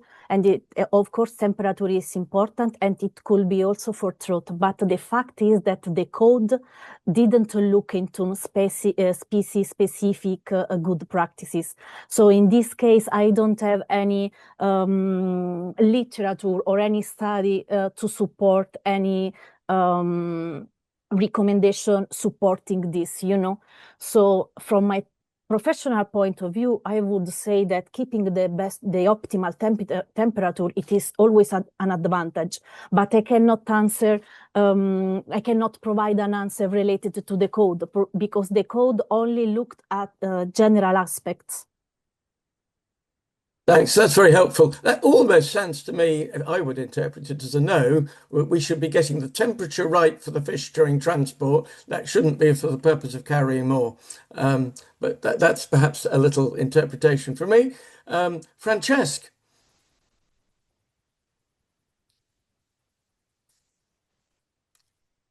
I can't hear you at the moment. You need to unmute.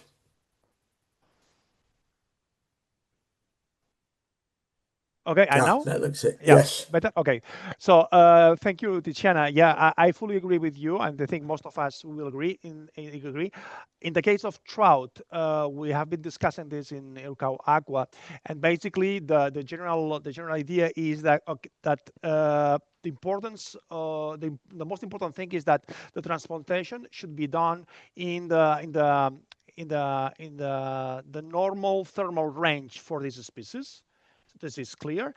Then if you want to decrease, so a good practice is to always in this let's say natural or right range, thermal range of the species, one strategy can be to adapt progressively, and I will insist on that progressively. So in this, you can decrease very slowly the temperature of the tanks to pre-adapt the fish to this low temperature. And normally at this low temperature, you will have much more success on the transportation, basically because you have much more oxygen available. Also, the fish will be less active, so for the metabolism is better for the fish, but always in the right thermal range of the species, and doing that slowly. Then my question is this a substitution to double the density? Here, I do not agree. So I tend to skip this. So if you want to reduce the temperature, do it in the right way, and probably you will have much less problems during transportation. But this is not the counterpart to increase the balance between reducing and increasing the density. I don't see the point to that. Okay, maybe you can do it, but to double, it's tricky really to put figures here in, so to increase 2 times the density. So this is my opinion and something that we discussed it in the reference center. Thank you, Francesca. And I think that deals with 2 of the other points in the chats, that it's about the range, not the specific temperature. And we're more or less saying, no, we get the optimal conditions right for the fish. And that will include stocking density as well as other things. Carbon dioxide is obviously going to be important too. Have we got any more questions, comments? Robin. Hello. Thank you all for your presentations, and thank you, Phil, for your excellent moderation, and to the AAC Secretariat as well for hosting. My name is Robin, and I'm the Aquatic Animals Project Officer at EURCAW for Animals. And I have two questions, actually. So my first is that, as mentioned earlier, fish welfare legislation in the EU remains relatively limited. And I understand that the code includes a number of indicators applicable to industry. However, from your perspective, and maybe this is more directed towards Pablo and Myra, but which indicators do you think best reflects the state of the animal that could be realistically incorporated into legislation in the future? Particularly, I'm thinking like those that are already routinely recorded and are relatively easy to measure. So maybe mortality or fin erosion come to mind, but I would be interested to hear your perspective. Thank you. Who would like to take that one on? Which are the best indicators to incorporate into legislation? Pablo.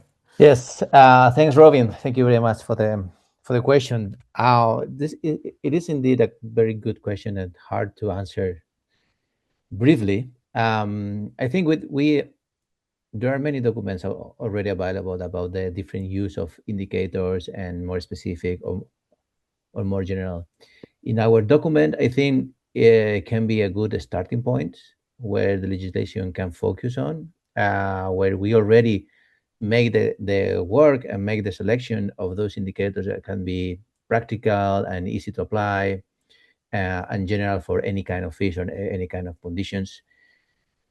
But as we have been saying since the beginning, this can be the first step, but not the last one, because I think the legislation should also focus on, even though it's a bit tricky and a bit difficult, but should focus on the different species, the life stages, the farming systems, because it's the sector is so diverse that focusing only in a handful of indicators for everything at a legislation level, I mean, I think could be good as a first step, but as I said, I think the legislation should go further than that.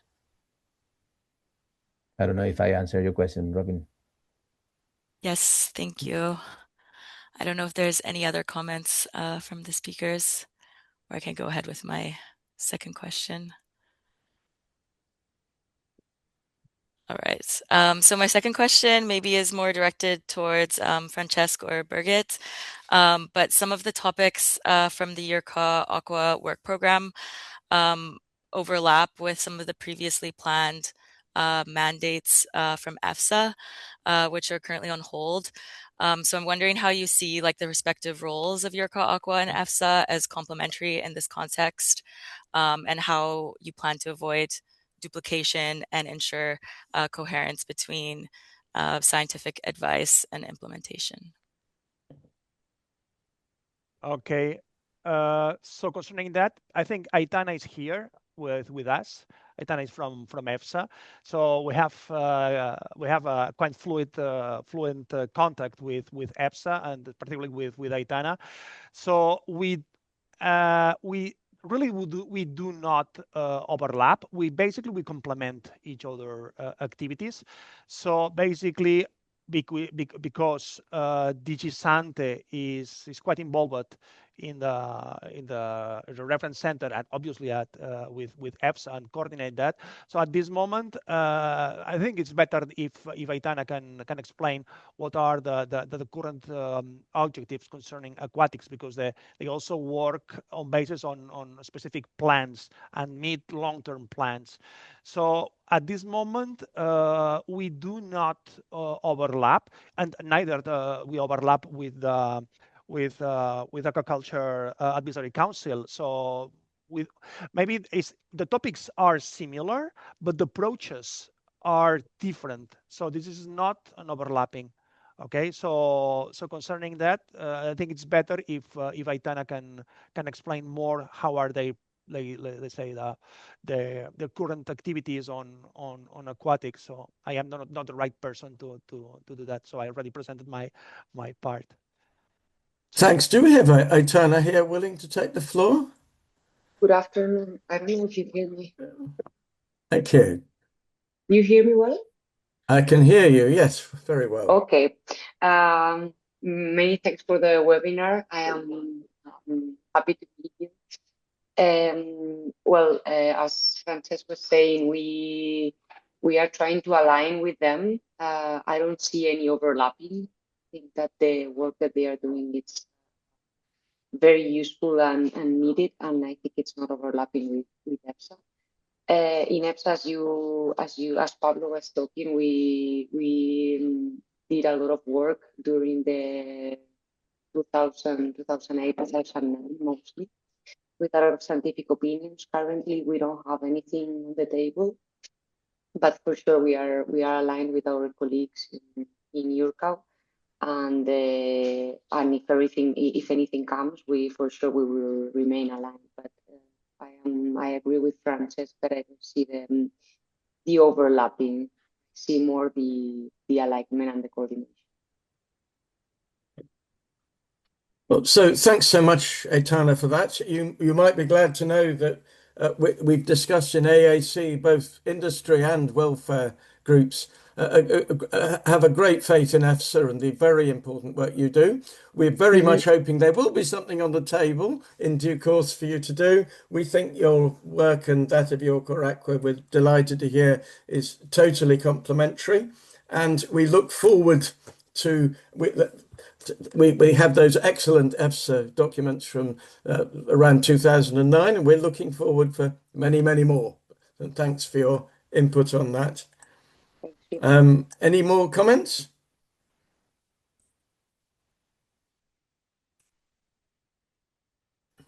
Or questions? To any of our speakers, as you gathered, we have naturally evolved into an open forum at this stage. It's wonderful when things evolve without you having to say, this is what you've got to do. Anybody else would like to add questions? Please do note, people, that there's some useful comments and interesting comments in the chat for people to read. Do fish play with bubbles? Paul has added. I mean, one important thing, there's play, and there's all sorts of positive things that we enjoy doing, even when we're not playing. And those are important to fish welfare as well. Anybody like to add any more suggestions or comments? So we're making good time. I suggest in that case we move towards the closing phases, where we have a little bit more interaction, a little bit more Slido. So if you've still got your those of you who have them smart devices open, they should still be working for the next question. But if not, you have the mine is still working, but you have the code to have a look at there. So we've been talking about welfare. What are the key challenges, institutional challenges, to the development of welfare? So you may think it's economic pressure to maximize production. You might think it was lack of enforcement of existing rules. That's the second one. It could be lack of finance from member states and EU institutions for welfare improvements. It could be lack of specific welfare legislation. Bear in mind, you can tick as many of these. Lack of enforcement of existing rules, economic pressure to maximize production. The order keeps changing, so I lose track of which one I've said. And there's other. If you think there's another one, please put it in the chat.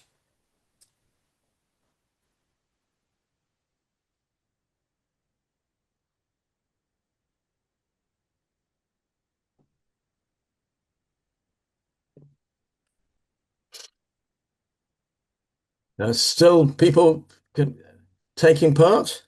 We still have well over 100 participants who've managed to stay the course, and thank you for that. 114, it's saying on my list at the moment. Over 100 of you have joined.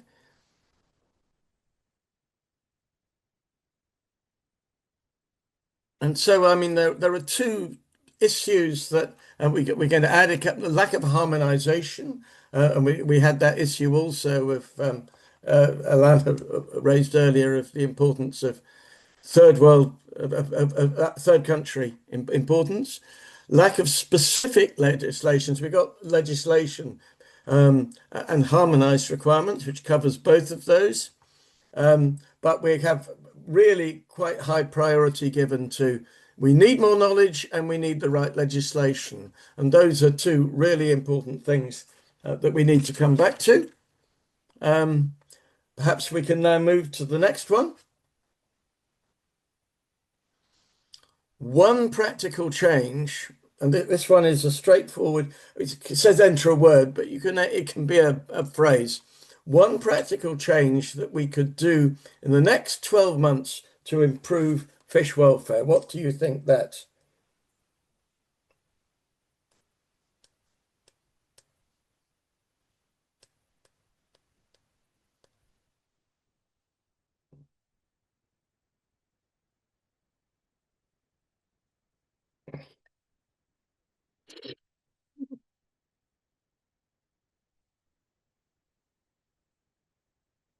So a lot of pressure. We have the EU coming up with fish welfare legislation very soon, and this is a major concern of people taking part in this webinar. At least two different ways people have said that we could do with some EFSA reports to support these things. We had the EFSA representative here earlier, just show you are loved, we need you. We need more research, which will help all of that process. We have the need for medicated feed that's appropriate, good science, reliable science. I'm not sure what we're going to be able to do in this webinar about the human population, but that's in there. We've got to feed people. We need various ways of putting science, and EFSA mentioned in that. Interacting with farmers is such an important one, isn't it? It's a calibration with farmers. Role for AI. Everyone, we need more awareness. Have rules about the maximum stocking density, which I think it ties in with the legislation that people are talking about. Real-time water monitoring. So there's a technical solutions there. In blue, we're getting EFSA opinions, real-time water monitoring, communication, and top legislation. But people are still coming in with new ones. Demonstration of what needs to be done. Education of the public. Get more people knowing about the welfare of fish and its importance and what you can do about it. The issue about stocking densities has now gone blue. To link welfare with health. Health is definitely an important part of welfare, along with those important behavioural requirements that Pablo was talking about, and the need for positive welfare that Paul was mentioning, that came out of Paul's discussion. Education of the public, now making it to blue. Global water quality, and that's going to be really important for any marine fishing, that we need to look after the planet in general, to make sure all of these things are going to work. On-farm validation, mutual goals, look for agreeing stuff that matters. Predator control, offerings, knowledge transfer, training, all of those things really important. Level playing field, being able to manage the administration.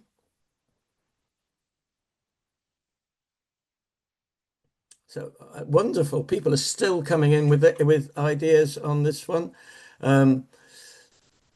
Water quality is important on land also, it's mentioned. And that will affect in turn the water quality in the sea. Any more points? Knowledge, upgrading of knowledge, communication in our topics, monitoring.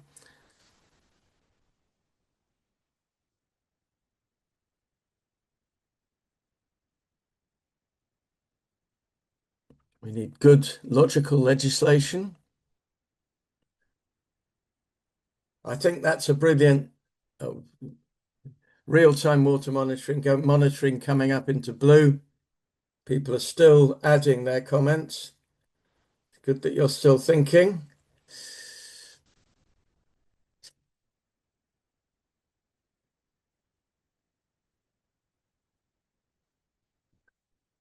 Okay, I think that's a really good list, and let's move on to the next slide. And sort of some of the key takeaways from today. Thank you so much, all of you, for taking part, to the speakers.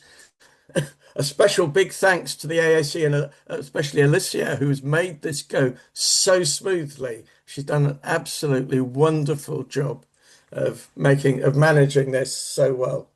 And you can see you're appreciated there, Alicia, in the claps and the hearts that are coming up. It has gone so smoothly. Do look out for these excellent documents that your colleagues we've seen today from the Aquaculture Assistance Mechanism produce, the codes of good practice and fish welfare available on their website. Do look at if you look at Google AAC Aquaculture recommendations, you will find examples of lots of the great work, the recommendations that the industry and the NGOs have agreed over many years about aquaculture in general, and particular welfare that we're talking today.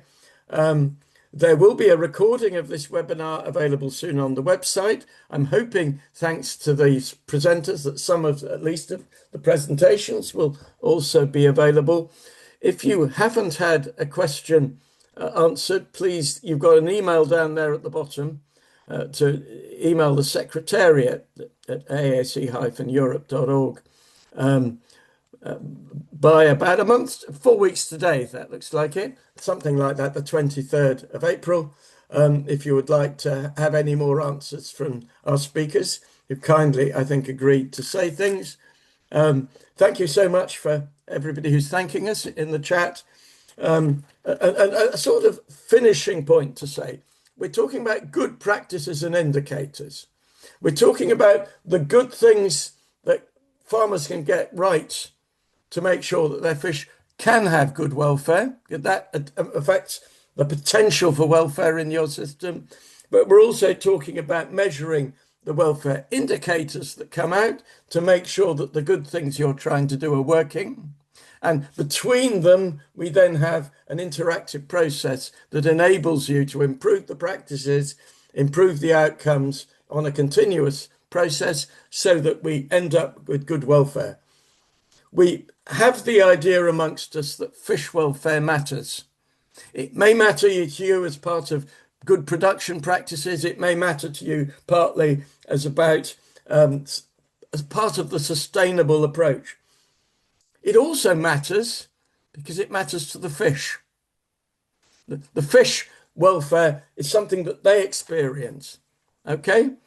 It matters because it affects their mental state, because you've got a good physical state for them, because you can provide for their behavioral needs, because you've tried to avoid them suffering and agony in their lives. This is why some of us care about it, because it matters to the fish.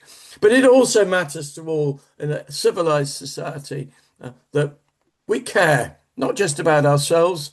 We matter enormously. We care about the farmers. We care about the environment. We care about the welfare of the fish because we want a good life for all. I would like to thank you all so much for joining us today. I hope there will be many more of these in the future. It would be great to see some being developed, for example, for individual countries. See how can it work in Denmark or Netherlands or Spain or whatever, or Greece. But thank you all for taking part. Thank you all for the lecturers. And goodbye.